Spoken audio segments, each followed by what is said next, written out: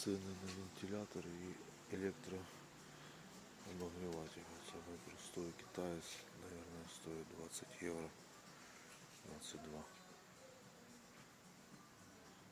Даже есть еще попроще, от 18 евро.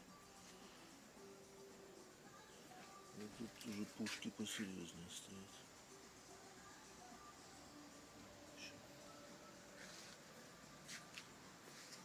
Греться можно нормально.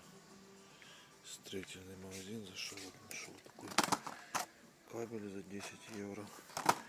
И аудиокабель мне нужен. Будем брать вот такие тут кабелечки. Нашлись. Хорошие, не очень. Хороший магазин, типа нашего эпицентра. Строительный, с которым тут много всего есть чего.